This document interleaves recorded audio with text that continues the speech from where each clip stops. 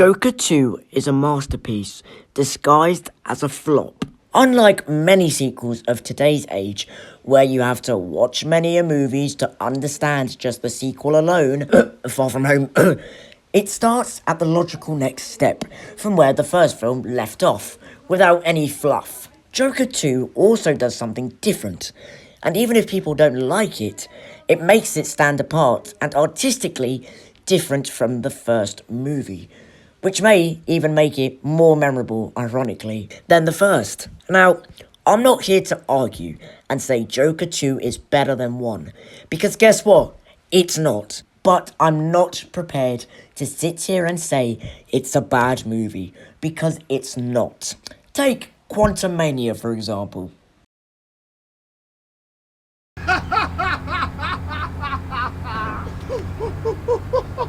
Quantumania can't stand alone as one movie because it was set up for the now cancelled Avengers the Kang Dynasty.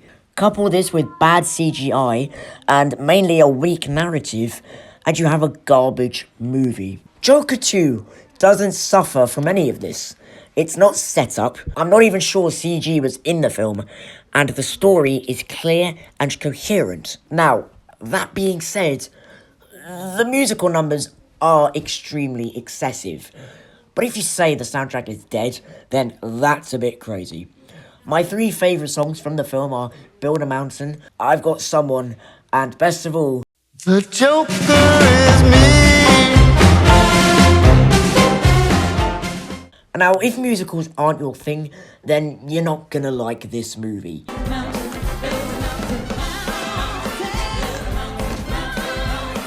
Now, if musicals aren't your thing, then you're not going to like how this movie explores Arthur's mind deeper through songs. I'll admit that I think some musical numbers are just used to have Joaquin in Joker makeup more, to still be able to call it a Joker movie. However, I think it's incredibly interesting that in his daydreams he sings as Arthur Fleck, but whenever he's dreaming about Lady Gaga's Lee, he identifies as the Joker in the dreams. And now, talking about Harley Quinn, who is never actually referred to by this name in the film. She's only actually referred to as Lee. Her purpose in the movie is to be a vehicle for people who only care about the Joker. They care about the brand. And I think cleverly, without Todd Phillips kind of even knowing it, that's what the fandom are like. The fandom only care about Joker. Know what? Most of the audiences for this movie don't even care about Arthur Fleck because he was something that was never established in the comics. They only care about the Joker, like the people of Gotham. They only care about the Joker and what the Joker stands for because they see him as a political extremist who stands up for the people who aren't heard. Harley Quinn is a vehicle for all of these people, and I think it was quite clever that you switch the power imbalance in the relationship. However, it's not the most compelling. Now, while saying that, Lady Gaga is absolutely fantastic as Lee in this film. I would have liked to have seen her gone a bit more Harley Quinn crazy, because I think maybe she needed to go more Harley Quinn crazy to try and get Arthur to become the Joker like forever and kind of leave his Arthur Fleck personality behind. So I'm a bit sad we didn't get her full Harley Quinn, and I'm a bit sad we didn't see her as like a psychotherapist. They only mentioned it, and I know we've seen it in Suicide Squad 2016, but that was a pretty bad movie. And I think in this movie it could have been explored deeper, and I actually think it could have been used further into how she is able to use her qualification to manipulate Joker, manipulate Arthur into believing that the Joker is his real persona. Now, I also applaud Mr. Phillips coming in from an angle that he didn't show in the first film, that maybe the Joker and Arthur are different people. They're 2 different minds. Maybe the Joker comes out to protect Arthur, because who protects Arthur? No one does. But the Joker does. The Joker protects Arthur from people who bully him, because the Joker is willing to shoot people, to murder people, and to kill people. And there's that question, like, that's the main theme of the film. Is Arthur Fleck the Joker? Is Arthur Fleck capable of these crimes, or is it this false persona that is in the driving seat? And I think that's a really weird, thought-provoking, cool argument that I don't think they were able to explore in the first movie because they were setting all of this up for this movie. This movie's like the payoff from the first movie, right? And I think it being in like mainly two locations, the prison and the courtroom, it keeps it simple, so then you can talk about these broader meanings and these broader understandings of Arthur Fleck as a character. I can appreciate Arthur Fleck as a character because I'm coming at this as a film connoisseur. I think a lot of people think they were cheated out of seeing Joaquin Phoenix fight Batman. But guess what? This guy was never going to fight Batman. Ever. Like, I thought you guys got that from the first movie. This guy was never meant to fight Batman. It was basically to say, listen, this is what would happen to Joker. This is what would push someone over the edge to become a Joker. Not he is the Joker, but this is what would push someone over the edge to become a Joker. It's basically a warning. These films are a warning. These films are basically, they have a bit of like socialist values. You know, look out for everyone. Be kind to everyone. You don't know what other people are going through. This guy was never meant to be in a comic book movie. People are like, oh my god, it's the Joker, and it's not tying in with the comics. Guys, these movies shouldn't really be classed as comic book movies. These are character studies. These aren't action movies where the Joker blows up Gotham and Batman has to save Gotham before the timer detonates. This is a character study on a broken man who takes his actions to the extreme to try and cope with society. These are the values and these are the thoughts that the movie is trying to convey to the audience. And I think putting musical numbers in this film gives you a more broad understanding and more context. I think some of the songs enhance the film tremendously. You know, and I think it works because in the first film, Joker loves to dance, and a lot of the things were in that first movie were figments of his imagination.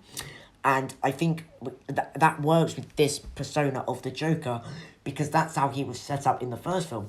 So I think that's why, for me at least, the musicals didn't feel that out of place because they're all in his head. Most of them are in his head. So that they can be whatever they want and they don't feel out of place because that's the tone we've set up from the first movie. I think it's actually quite ingenious, especially with The Joker Is Me, because the song is Arthur questioning, am I the Joker? And this is ultimately before his his decision making. The Joker is me. It's supposed to show his state of mind that no, I am the Joker. This isn't a split personality. I am the Joker. I committed these crimes. The Joker is me. Come at me. Come on. What have you got? I'm in control. The Joker was always Arthur Fleck. I am the Joker. Come reprimand me. And then that beautiful scene where, Gary comes in and my God, I think that scene is just perfect. You know, you get that Jokerish behaviour. He's telling jokes. He's putting on an accent. Mr. Puddles, is that your real name? He is giving you all this Jokerish behaviour. He's taking everything as a joke. And then Gary gets through to him and he's like, Arthur, you ruined my life. Do you know how scared I was every night about going to bed? Do you know how scared I was that you'd come find me, hunt me, and try to kill me? And it snaps Arthur out of this kind of, oh my God, what I'm doing. You know, the Joker is me. Again, I'm willingly committing these crimes. It's hurting basically the one person that didn't bully me. What am I doing? What has this Joker persona turned me into? It may protect me, but it's harmed the one person who I never meant for it to harm. And I think there's something quite profound, especially him still being in the Joker makeup. I mean, Gary literally has to face the mask of that Arthur wore when killing the other fella, and Gary had to witness that, and he had white makeup on, and Arthur had white makeup on when he killed the other fella, and now Gary has to, you know, face up again to this white maked up clown, who Arthur is perceiving to be. I think that is what you'd call a perfect scene. And then, you know, after, and that beautiful scene, well, not beautiful scene, but when he acts more Jokerish, where the guards are pulling him up, and he's going, I'm my own lawyer now, I'll see you in court, and he's laughing like that. That's all your Jokerish behaviour that you're going to get in these films. However, I was a bit confused by, I don't want to say confused, but the whole relationship with the guard, with the guards, I didn't really like. I think less time should have been spent on that in the movie, because I don't think it went anywhere. Harley Quinn wasn't used to her full potential. I think some of the comedy they pull is basically kind of beyond them. When the fella says, you know, this autograph will be worth millions, when they put him on death row and he puts, I hope you get cancer, I think that's quite childish humour that's, like, beyond them. But, like, listen, I didn't check my watch once. I was going in expecting, like, a trash film, and I didn't get that. The story, it has an end. The end. Now, him being murdered, right? Him being murdered at the end or whatever. I think that was a way of telling the audience, look, we're done. This is it. We are done with this iteration of the Joker.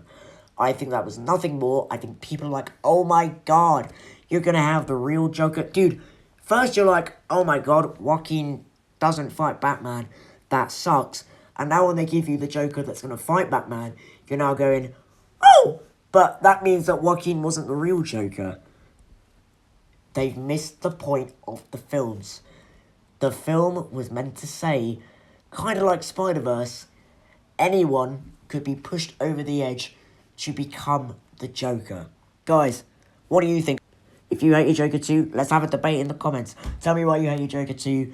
If you love Joker 2, come on, give us some support in the comments. Guys, thank you so much for listening to me ramble on. Thanks for watching. Bye-bye.